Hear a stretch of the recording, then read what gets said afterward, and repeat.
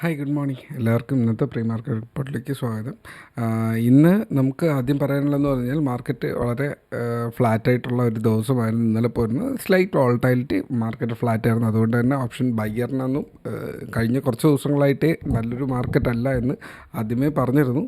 Because flat മാർക്കറ്റിനകത്ത് DK മാത്രമേ ഉണ്ടായിരിക്കുള്ളൂ. Option സെയിലറിന് അനുകൂലമായിട്ടുള്ള market ഇന്ന് ഗിഫ്റ്റ് നിഫ്റ്റി ഓപ്പൺ ചെയ്യുന്ന റേഞ്ച് എന്ന് പറയുന്നത് ഓൾമോസ്റ്റ് ഗിഫ്റ്റ് നിഫ്റ്റി ട്രേഡ് ചെയ്യുന്ന റേഞ്ച് എന്ന് പറഞ്ഞാൽ 25,150 റേഞ്ചിൽ, അതായത് 25,100 മേളിലായിട്ടാണ് ഗിഫ്റ്റ് നിഫ്റ്റി നിൽക്കുന്നത്. നമ്മൾ ഓപ്പൺ ചെയ്യുന്ന എവിടെ ആയിരിക്കും എന്ന് ഉദ്ദേശിച്ച് കഴിഞ്ഞാൽ 25,100 തൊട്ടടുത്ത് എവിടെയെങ്കിലും ആയിരിക്കും നമ്മൾ ഓപ്പൺ ചെയ്യുക.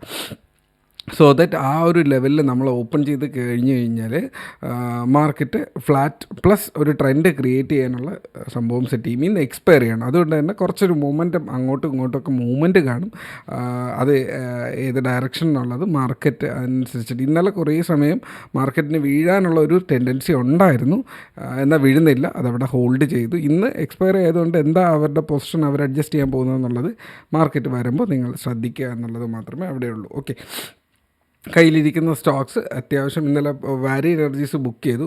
പിന്നെ ഗ്രൂപ്പിനകത്ത് ഇട്ടിരുന്ന ഫെഡറൽ ബാങ്ക് എൻ്റെ പേഴ്സണൽ അനാലിസിസ് ആയിരുന്നു. ഞാൻ അതിൻ്റെ അകത്തൊരു ചെറിയൊരു പൊസിഷൻ ആഡ് ചെയ്തു. ഫുൾ ക്വാണ്ടിറ്റി ആഡ് ചെയ്തില്ല, ഹാഫ് ക്വാണ്ടിറ്റി ആഡ് ചെയ്തിട്ട് ബ്രേക്ക് ഔട്ടിന് ശേഷം അവിടെ എൻട്രി എടുക്കാമെന്ന് ആലോചിക്കുന്നുണ്ട്. സോ പാർഷ്യലായിട്ടുള്ളൊരു പൊസിഷൻ എടുത്തു. കുഴപ്പമില്ലാത്തൊരു കുഞ്ഞു പ്രോഫിറ്റിലാണ് അത് അവിടെ നിൽക്കുന്നത്.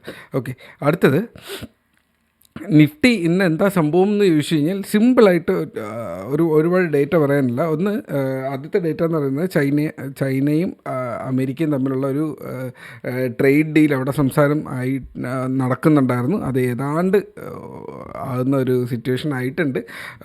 ഐ തിങ്ക് അത് ചൈനയ്ക്ക് ഫേവറബിൾ ആയിട്ടുള്ളൊരു എമൗണ്ട് തന്നെ ആയിരിക്കും, പെർസെൻറ്റേജ് തന്നെ ആയിരിക്കും. പക്ഷേ ഇന്ത്യയുമായിട്ട് ട്രംപ് അത്ര ഓക്കെ അല്ല എന്നുള്ളത് കൊണ്ട് തന്നെ നമുക്ക് എന്തായാലും നല്ലൊരു ഡീല് കിട്ടാനുള്ള സാധ്യത വളരെ കുറവാണ്. ഞാൻ കിട്ടട്ടെ എന്ന് പ്രതീക്ഷിക്കാമെന്നുള്ളതേ ഉള്ളൂ. ട്രംപിൻ്റെ ഒരു മൈൻഡ് സെറ്റ് കണ്ടിട്ട് നമുക്ക് personally as A trader feel ചെയ്യുക എന്ന് പറയുന്നത് നോട്ട് ഗുഡ് ആയിട്ടുള്ളൊരു ഫീലിംഗ് ആണ്. മാറിയാൽ അത്രയും നല്ലത്. നമ്മുടെ കയ്യിൽ പൊസിഷൻസ് ഉണ്ട് എന്നുള്ളത് കൊണ്ട് തന്നെ അത് സന്തോഷമുള്ളൊരു കാര്യമേ ഉള്ളൂ. ഓക്കെ, അപ്പോൾ 25,100 മേളിൽ സോളിഡ് ആയിട്ടുള്ളൊരു ക്ലോസിങ് കിട്ടണം. 25,240 350 റേഞ്ചാണ്. 400 മേളിൽ ടാർജറ്റ് ഉണ്ട് കേട്ടോ. അപ്സൈഡ് കഴിഞ്ഞ കുറേ ദിവസങ്ങളായിട്ട് ഈ ലെവൽ തന്നെയാണ് ഞാൻ പറഞ്ഞുകൊണ്ടിരിക്കുന്നത്. താഴേക്കാണെങ്കിൽ 25,000 തൊട്ട് താഴെ 24,960, അതിനുശേഷം 800 റേഞ്ചസാണ് സപ്പോർട്ട്. 880 ചെറിയൊരു സപ്പോർട്ട് എടുക്കുന്നത്, ഇടയ്ക്ക് മുന്നേ വിടുന്നപ്പോൾ 880 എടുത്തു, 800 എന്നിങ്ങനെ 3 സപ്പോർട്ട് റേഞ്ചസാണ് മാർക്കറ്റിലേക്കുള്ളത്. സോ ഇത്ര മാത്രമേ അതിനകത്ത് മാർക്കറ്റ് അനാലിസിസ് ഉള്ളൂ. സോ നാളെ എന്തായാലും ഞാൻ ലൈവ് റെക്കോർഡിംഗ് വീഡിയോ എനിക്ക് ഇടാൻ പറ്റണം എന്നില്ല. അടുത്തൊരു 2-3 ദിവസത്തേക്ക് ഞാൻ അവൈലബിൾ ആയിരിക്കത്തില്ല, ഔട്ട് ഓഫ് ടൗൺ ആയിരിക്കും.